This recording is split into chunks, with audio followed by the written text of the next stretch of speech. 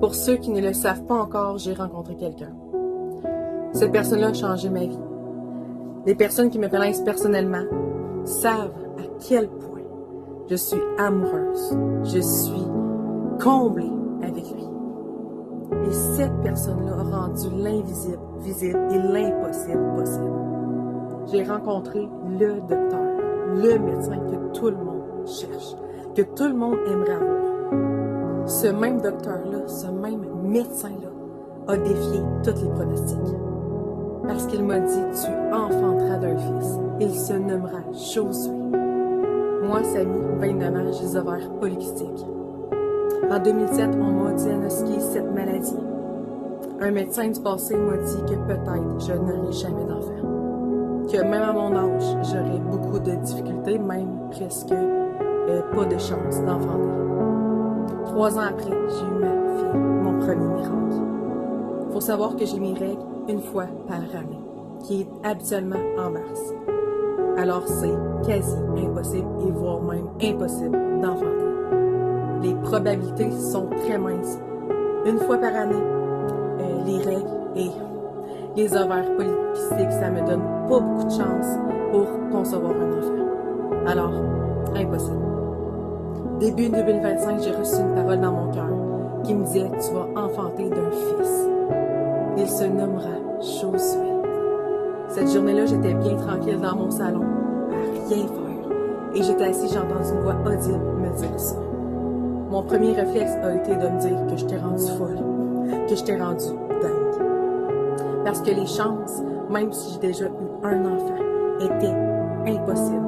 Alors avec toutes les possibilités, les probabilités, je me suis dit, c'est sûrement dans ta tête. La seule différence et qu'est-ce qui a pesé dans la balance, c'est que j'ai la foi. J'ai la foi en Dieu.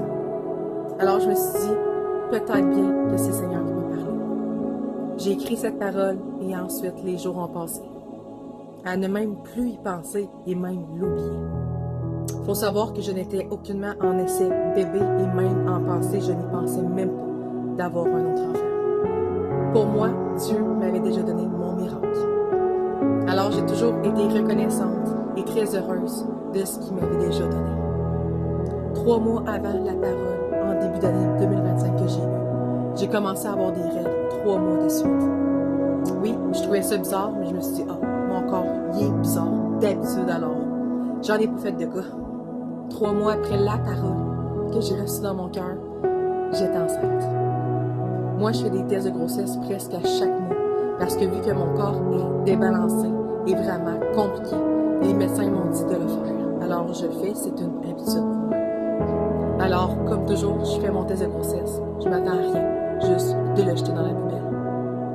Et je vois 2 lignes sur le test de grossesse. Pas un test, pas 2 tests, mais 3 tests de grossesse positifs cette journée-là. Et cette journée, c'était le 29 avril 2025. Je ne vais pas vous le cacher, cette journée-là, j'étais dans tous mes états. Je ne comprenais pas qu'est-ce qui m'arrivait.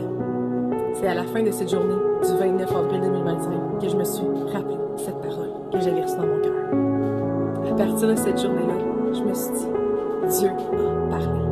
Dieu a fait une promesse. C'est là que je me suis dit, j'ai rencontré le meilleur des docteurs, le meilleur des médecins. Celui qui va au-delà des diagnostics. Mon deuxième miracle est arrivé en décembre 2025. Les 5 premiers mois de ma grossesse, j'ai combattu le combat de la foi. L'ennemi s'est beaucoup acharné dans ma tête à me dire c'est impossible que ce soit un gars, c'est impossible que cette promesse-là vienne du Seigneur, c'est dans ta tête, tu fabules, t'es rendu folle, ça va être une petite fille. Non, je me battais, non, c'est un gars et le Seigneur me l'a dit. Mon fils s'appellera Josué et aujourd'hui j'ai racheté un nom à la naissance à mon petit garçon qui est Emmanuel, qui veut dire Dieu avec nous. La signification de Josué signifie Dieu sauve.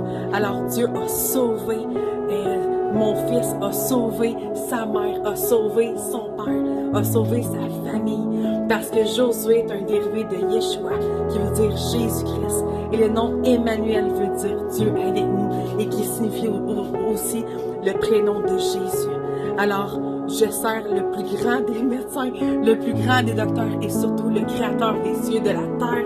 Et je suis tellement fière aujourd'hui de me dire que Dieu m'a fait une promesse et qui peut aussi la faire pour toi. Les 9 mois que j'étais enceinte, j'avais une phrase dans mon esprit qui était « Rien ne peut arrêter le plan de Dieu pour ta vie ». Moi, personnellement, ça me dérange pas si tu me trouves bizarre, limite tu me trouves folle ou limite tu me trouves cinglée. Je sais une chose et que je suis certaine, c'est que je sers un Dieu que rien n'est impossible à lui. Dans la parole de Dieu, c'est écrit dans Luc 1,37, car rien n'est impossible à Dieu. Jésus-Christ rend l'impossible possible. Alors aujourd'hui, je suis maman de 2 enfants, non pas un, mais de 2. Dieu tient ses promesses. Il faut se le dire, le monde spirituel existe. Pendant des mois, j'ai été attaquée dans mes pensées. J'avais des pensées de mort, j'avais des pensées de destruction, j'avais des pensées de doute, j'avais des pensées de peur. L'ennemi me chuchotait à l'oreille. Tu vas mourir à l'accouchement, tu t'en sortiras pas, tu rencontreras pas ton garçon. Des pensées comme tu vas faire une hémorragie, tu vas rester sur la table d'opération. Parce que moi, j'ai eu 2 césariennes. Ma première césarienne de ma poupoune, c'était une césarienne d'urgence et j'ai eu la peur de ma vie. Mes yeux étaient là, mais je n'ai pas aimé l'expérience. Alors l'ennemi, le mal, s'est attaqué à ce qu'il connaissait de moi, qui est mes peurs, mes craintes et mes doutes. Mais qu'est-ce qu'il n'a pas encore compris? C'est que ces peurs-là, ces craintes-là, ces doutes-là ne viennent pas de moi, mais de lui. Son identité qui est le mal. L'ennemi avait un plan de mort sur ma vie, mais l'Éternel avait un plan de vie sur ma vie. Il n'y a rien ni personne qui peut arrêter le plan de Dieu pour nous. C'est écrit dans la parole de Dieu, « Je suis le chemin, la vérité et la vie. » Alléluia. Encore une fois, la vie s'est manifestée dans ma vie, qui est Jésus-Christ. J'ai demandé à Dieu sur la table d'opération de me souffler une louange pour l'adorer et pour me réconforter. Cette chanson est « Je suis là » de l'artiste The Cry. Je suis pas une chanteuse, mais je vais juste souffler. Qu'est-ce qu'il m'a dit dans mon cœur? Car j'ai besoin d'espoir, j'ai besoin de paix, quand j'ai besoin de compréhension. Seigneur, tu es là, tu me fais sourire, même quand j'ai le goût de pleurer. Juste ça, c'était comment je me sentais. Mes yeux me tenaient la main encore une fois.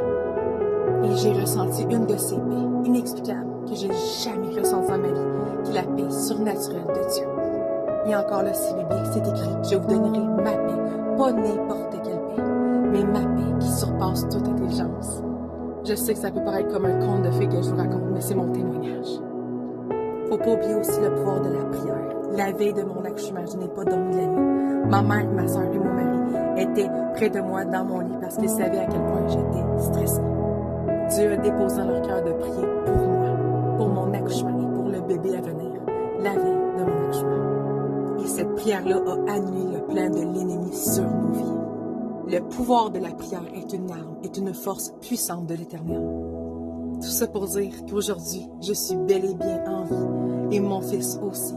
Et mon fils est la promesse du Seigneur dans l'année 2025 et qui restera gravé à jamais dans nos cœurs. Et j'espère que ce témoignage a pu toucher ton cœur et a pu déposer en toi cette foi-là de pouvoir en apprendre plus sur l'Éternel des armées.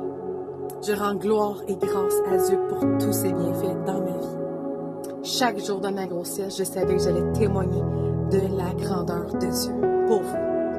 Que tu sais qu'est-ce qui est beau avec Dieu, c'est que mon témoignage n'est pas seulement mon témoignage, mais le tien. C'est écrit dans la parole de Dieu.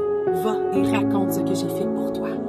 Parce que les bienfaits de l'Éternel et sa gloire et sa grandeur est puissante. La parole dit, proclame, crie ce que Dieu fait. Parce que ça a un impact immense dans, premièrement, le monde spirituel, deuxièmement, dans la vie de chacun de nous. C'est grâce à des témoignages qu'on peut apprendre à connaître de plus en plus l'identité de Christ. Je prie aujourd'hui que cette promesse que j'ai eue dans ma vie soit la tienne et que la promesse de l'Éternel vienne sur toi maintenant et qu'il puisse te remplir de son amour, de sa grandeur, de sa splendeur et qu'il puisse changer ta vie, qu'il puisse changer toutes circonstances, mais surtout briser toute chaîne de ta vie, tout ce qui t'empêche de te rapprocher de lui, de le connaître personnellement. Je prie qu'il se révèle à toi comme il s'est révélé à moi. Amen.